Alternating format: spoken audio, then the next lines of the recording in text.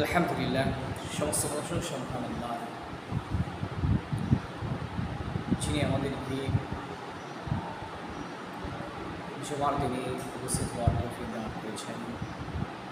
শুকরিয়া সেই মহান মালিকের দরবারে আলহামদুলিল্লাহ। আমরা গত জুমায় কিয়ামতের বড় বড় আলামতগুলির মধ্যে কয়েকটি আলামতের আলোচনা শুনেছি। এর মধ্যেই ছিল পশ্চিম দিকে সূর্য উদিত হওয়া। দাব্বাতুল আরদ নামে একটা প্রাণী জমিন ফেটে মানুষের সামনে উপস্থিত হবে।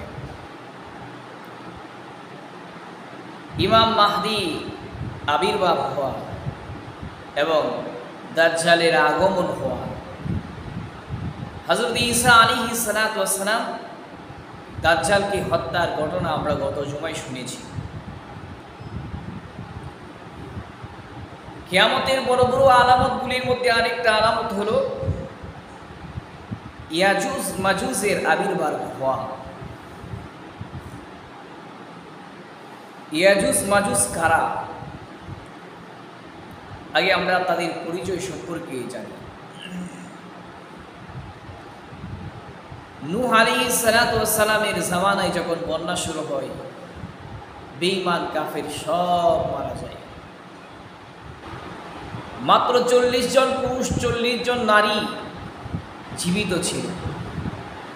তাদের কারো মাধ্যমেই আল্লাহ বংশ বিস্তার করে নাই। শুধু নূহ আলাইহিস সালাম, ওনার 3 জন ছেলে ছিল, এই 3 জন ছেলের মাধ্যমে আল্লাহ বংশ বিস্তার করেছিলেন। ওনার প্রথম ছেলে সাম, ওনার বংশের লোকেরা সিরিয়া, জর্ডান, ইতালি এবং আরব দেশে যারা আছে এরা হলো নূহ আলাইহিস সালামের বড় ছেলে সাম, ওনার বংশধর। নূহ আলাইহিস সালামের দ্বিতীয় ছেলে হাম, বাংলাদেশ, ভারত, পাকিস্তান, সুদান এই দেশের মানুষগুলো হলো ওনার বংশধর। পয়গম্বর নূহ আলাইহিস সালামের 3 নম্বর ছেলে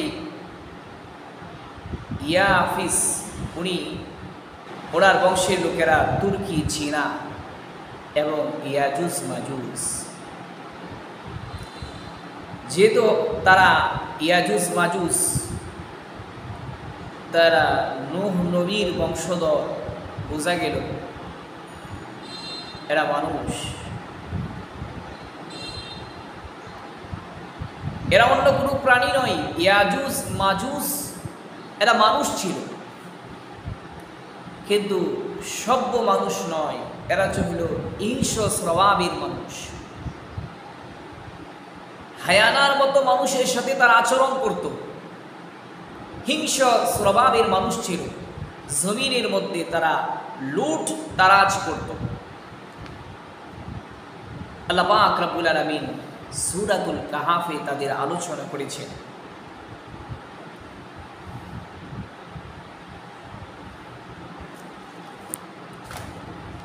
সূরাতুল কাহাফে যুলকারনাইন সম্পর্কে আলোচনা করেছেন যে বাদশাহ যুলকারনাইন উনি ছিলেন এমন একজন বাদশাহ যিনি সারা পৃথিবী শাসন করেছেন। 4 জন শাসকদের মধ্যে একজন শাসক ছিলেন, আরেকজন ছিলেন সুলাইমান, তারা 2 জন ছিলেন মুমিন, আর বাকি 2 জন শাসক ছিল কাফের। একজন ছিল নমরুদ, আরেকটা হলো বখতে নাসার। এই যুলকারনাইন সম্পর্কে আল্লাহ আলোচনা করতে গিয়া সূরাতুল কাহাফের 83 নম্বর আয়াত থেকে আল্লাহ ধারাবাহিকভাবে তার কথাগুলি তুলে ধরেছেন।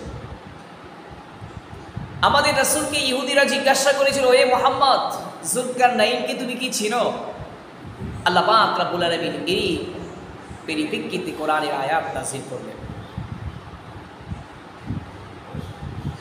আল্লাহ বলেন, ওয়ায়াসআলুনাকা আনিল আনজিল করনাইন কুল সাআতুলু আলাইকুম মিনহু যিকরা। আল্লাহ পাক ইজ্জত ওয়াল জালাল নাক দিয়ে বলেন, হে নবী মুহাম্মদ, ইহুদিরা আপনাকে যুলকারনাইন সম্পর্কে প্রশ্ন করে আপনি তাদের সামনে বাদশাহ যুলকারনাইনের কিছু আলোচনা তুলে ধরেন। ইন্না মাক্কান্না লাহু ফিল আরদি ওয়া আতাইনাহু মিন কুল্লি শাইইন সাবাবা। আল্লাহ বলেন, বাদশাহ যুলকারনাইনকে আমি দুনিয়ার মধ্যে রাজত্ব করার সুযোগ দিয়েছিলাম এবং ওনার রাজত্ব পরিচালনা করার জন্য যা যা উপকরণ প্রয়োজন মহান আমি আল্লাহ তাকে সব ধরনের উপকরণ দিয়ে সাহায্য করেছি। ফাতবা সাবাবা। আল্লাহ বলেন, এরপরে বাদশাহ যুলকারনাইন একটি পথ ধরে চলতেছিল। মহান আল্লাহ যুলকারনাইনের 3টা সফরের কথা কোরআনে আলোচনা করেছেন। একটা হলো পৃথিবীর পশ্চিম দিকে, আরেকটা হলো পৃথিবীর পূর্ব দিকে, আরেকটা ছিল পৃথিবীর উত্তর অঞ্চলে। আল্লাহ পাক রব্বুল আলামিন বলেন, বাদশাহ যুলকারনাইন যখন পশ্চিম দিকে চলতে শুরু করলো, বাদশাহ যুলকারনাইন তার বাহিনীদেরকে নিয়ে চলতেছিল, সবাইকে কালিমার দাওয়াত দিতেছিল। যারা কালিমার দাওয়াত গ্রহণ করে তাদের সাথে উত্তম আচরণ করতে শুরু করলেন, আর যারা কালিমাকে প্রত্যাখ্যান করছিল তাদেরকে উনি শাস্তি দিতেছিলেন। এভাবে চলতে চলতে পৃথিবীর সর্বশেষ প্রান্তে চলে যায়, পশ্চিম দিকে, যেখানে মানুষ আর বসবাস করে না। লোকালয় বসবাসের শেষ প্রান্তে চলে যাওয়ার পর তাকায় দেখেন সেখানে কালো একটা জলাশয়। আল্লাহ বলেন, হাত্তা ইদা বালাগা মাগরিবাশ শামসি ওয়াজাদাহা তাগরুবু ফি আইনিন হামিআতিন ওয়াজাদা ইনদাহা কওমা। বাদশাহ যুলকারনাইন যখন পশ্চিম দিকে চলে যায়, সেখানে সূর্যকে অস্তমিত হতে দেখলেন। কালো জলাশয়ের মধ্যে সূর্যকে অস্তমিত হতে দেখলেন। ওই জলাশয়ের কাছে একদল মানুষকে উনি পাইলেন। আল্লাহ পাক ইজ্জতুল জালাল বলেন, কুলনা ইয়া যুলকারনাইন, হে বাদশাহ, ইম্মা আন তুআযিবা ওয়া ইম্মা আন তাত্তাখিযা ফীহিম হুসনা। তাদেরকে আপনি দ্বীনের দাওয়াত দেন, যারা দাওয়াত গ্রহণ করবে তাদের সাথে উত্তম আচরণ করবেন, আর যারা দাওয়াত গ্রহণ করবে না তাদেরকে আপনি শাস্তি দিবেন। এই পশ্চিম দিকে সফরের কথা এতটুকু বর্ণনা করেছে। এরপরে 2 নম্বর আরেকটা সফর উনি করেছিলেন, সেটা হলো পৃথিবীর পূর্ব দিকে। আল্লাহ বলেন, সুম্মা আতবা সাবাবা। এরপরে বাদশাহ যুলকারনাইন পৃথিবীর পূর্ব দিকে চলতে শুরু করে দেয়। হাত্তা ইদা বালাগা মাতলিয়া শামসি ওয়াজাদাহা তাতলুউ আলা কওমিন লাম নাজআল লাহুম মিন দুনিহা সিতরা। বাদশাহ যুলকারনাইন ওনার দলবল সৈন্যবাহিনী নিয়ে পৃথিবীর পূর্ব দিকে চলতে শুরু করে দেয়। পৃথিবীর পূর্ব দিকে চলতে চলতে এমন এক জাতির সাথে চলে যায় যেখান দিয়ে সূর্য উদিত হয়, এরপরে আর কোনো লোকালয় ছিল না। বাদশাহ যুলকারনাইন এমন এক জাতিকে সেখানে দেখতে পাইলেন যাদের কোনো ঘর বাড়ি ছিল না। আল্লাহ বলেন, এমন এক জাতির সাথে বাদশাহ যুলকারনাইনের সাক্ষাৎ হলো যাদের উপর সূর্য উদিত হয়, অর্থাৎ সূর্যের রোদটা তাদের উপর পড়ে, কিন্তু সূর্যের রোদ থেকে, বৃষ্টি থেকে বাঁচার জন্য তারা ঘরবাড়ি নির্মাণ করার কোনো কৌশল আমি আল্লাহ তাদেরকে শিখাই নাই। অর্থাৎ তারা ঘরবাড়ি কিভাবে নির্মাণ করে এই বিষয়টা জানতো না। ওই জাতিকেও তিনি ইসলামের দাওয়াত দিয়েছিলেন। এতটুকু শুধু তাদের ব্যাপারে আলোচনা আছে। এরপরে বাদশাহ আরেকটা সফর করেছেন পৃথিবীর উত্তর দিকে, তাফসীরে কিতাবের মধ্যে আছে। আল্লাহ বলেন, সুম্মা আতবা সাবাবা। এরপরে বাদশাহ যুলকারনাইন পৃথিবীর উত্তর দিকে চলতে শুরু করে দেয়। হাত্তা ইদা বালাগা বাইনা সাদদাইনি ওয়াজাদা মিন দুনিহিমা কওমা লা ইয়াকাদুনা ইয়াফকাহুনা কওলা। চলতে চলতে পৃথিবীর একেবারে উত্তর দিকে চলে যায়।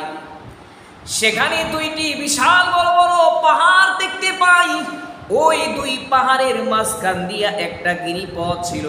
সেই পাহাড়ের নিচেই একদল জাতি বসবাস করত। বাদশাহ জুলকারনাইন যখন তাদেরকে দাওয়াত দিলেন, তারা ইসলামের দাওয়াত কবুল করলেন। বাদশাহ জুলকারনাইন তাদেরকে ইশারা ইঙ্গিতের মাধ্যমে দাওয়াত দিলেন, কারণ তারা বাদশার কোনো কথা বুঝতে ছিল না। قالوا يا ذا القرنين إنا يأجوج ومأجوج مفسدون في الأرض فهل نجعل لك خرجا على أن تجعل بيننا وبينهم سدا। এরপরে ওই এলাকার লোকেরা বাদশাহ জুলকারনাইনকে বলতে শুরু করলো, ও আমাদের বাদশাহ, আপনার কালিমাও গ্রহণ করলাম, আপনাকেও বাদশাহ হিসেবে মেনে নিলাম, আমাদের আপত্তি নাই। তবে আপনার কাছে একটা অভিযোগ জানাই, ওই যে দুই পাহাড় দেখতে পাচ্ছেন, ওই দুই পাহাড়ের পিছনে ইয়াজুজ মাজুজ নামে দুই হিংস্র স্বভাবের মানব বসবাস করে। তারা প্রায় আমাদের বাড়িঘরের মধ্যে তারা হঠাৎ করে আক্রমণ চালায়, আমাদের ঘরবাড়ি ক্ষেত কামার তছনছ করে দেয়, আমাদের বসবাসের স্থানগুলোকে তারা তছনছ করে দেয়, আমাদের সম্পদগুলোকে তারা লুণ্ঠন করে নিয়ে যায়। কিন্তু আমরা তাদের সাথে শক্তিতে পেরে উঠতে পারি না। আপনি তো বিশাল বাদশা, গোটা পৃথিবীতে আপনার সুনাম আছে। ও বাদশা, আপনি যদি আমাদেরকে এদের হাত থেকে হেফাজত করেন, ওই যে দুই পাহাড়ের মাঝখানে গিরিপথটা বন্ধ করে দেন, তাহলে আমরা ওই ইয়াজুজ মাজুজ জাতি থেকে আমরা বেঁচে যাই। বাদশাহ জুলকারনাইন বলতে লাগলেন, অবশ্যই আমি তোমাদের জন্য ওই দুই পাহাড়ের মাঝখানে গিরিপথে বরাত করে দেব। তিনি বললেন, ক্বালা মা মাক্কান্নী ফীহি রাব্বী খায়রুন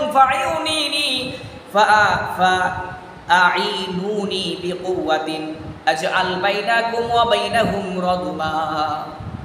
বাদশাহ জুলকারনাইনকে তারা ট্যাক্স দিতে চাইল, কিছু ট্যাক্সের বিনিময়ে হলেও আপনি তাদের থেকে আমাদেরকে হেফাজত করেন। কিন্তু বাদশাহ বলেন, না না, তোমাদের ট্যাক্সের প্রয়োজন নাই, মহান আল্লাহ আমার যে সম্পদ দিয়েছে এটাই অনেক বেশি। আল্লাহর কাছে শুকরিয়া জানাই, কোনো ট্যাক্সের প্রয়োজন নাই, টাকা পয়সার প্রয়োজন নাই, বরং তোমরা আমাকে সাহায্য করো। কিভাবে সাহায্য করবে? তোমরা আমাকে তোমাদের শক্তি দিয়ে সাহায্য করো। বাদশাহ বললেন, তোমরা সবাই হাত্তা ইদা সাওয়া বাইনা সাদাফাইনি ক্বালানফুকু হাত্তা ইদা জালাহু নারা। বাদশাহ তাদেরকে বলতে লাগলেন, তোমরা লোহার পিণ্ডাগুলোকে, লোহার সিলকা বা পিণ্ড বা লোহার পাতগুলোকে দুই পাহাড়ের মাঝখানে একটার উপর একটা রেখে দাও।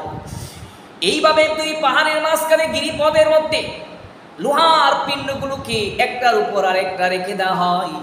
এভাবে লোহার পাত বা পিণ্ড দ্বারা দুই পাহাড়ের মধ্যবর্তী জায়গাগুলোকে বরাট করে দেওয়া হয়। কিন্তু লোহার পিণ্ডাগুলোকে রাখার পরেও ফাঁক ছিল, একটা থেকে আরেকটা ফাঁক ছিল। বাদশাহ বলেন, আগুন ধরিয়ে দাও। নিচ দিয়ে আগুন ধরিয়ে দেওয়া হলো। ইনফুকু, তোমরা ফু দাও। যখন লোহার মধ্যে ফু দেওয়া হয়, খামারের ঘরে দেখা যায় লোহার মধ্যে যখন আগুন ধরিয়ে দেওয়া হয়, আগুনকে উত্তপ্ত করার জন্য তারা নিচ দিয়া ফু দেয়। এইভাবে যখন তারা ফু দিতে শুরু করলো, আগুনটাও উত্তপ্ত হইতে শুরু করলো। এইভাবে গোটা লোহার এই পর্বতের মধ্যে আগুন ধরে যায়। এইভাবে লোহাটা লাল হয়ে যায়, একটা লোহা আরেকটা লোহার সাথে মিশে যায়, বরাট হয়ে যায়। এবার বাদশাহ বলেন, এবার তোমরা আমার জন্য গলিত লোহা নিয়ে আসো। গলিত লোহা যখন নিয়ে আসা হলো, গলিত লোহা নিয়ে আসার পর এই গলিত লোহার পিণ্ডগুলোর উপর ঢেলে দেওয়া হলো। এইভাবে মহান আল্লাহ তাআলার সাহায্যে বাদশাহ জুলকারনাইন উত্তর অঞ্চলের মানুষগুলাকে ইয়াজুজ মাজুজ থেকে হেফাজত করলেন। সুবহানাল্লাহ। এবং তিনি বলে দিয়েছেন যে ক্বালা হাযা রাহমাতুম মির রাব্বি, এটা আমার প্রভুর পক্ষ থেকে। ফাইদা জাআ ওয়াদু রাব্বি জাআলাহু দাক্কা, যখন আমার প্রভুর ওয়াদা আসবে নির্দিষ্ট সময় পর্যন্ত এই পাহাড়কে টপকে তারা তোমাদের কাছে আসতে পারবে না। তবে নির্দিষ্ট সময় যখন আসবে, আল্লাহ যখন চাইবেন, তখন এগুলো ভেঙে যাবে এবং তারা আবার তোমাদের উপরে আক্রমণ করতে পারবে।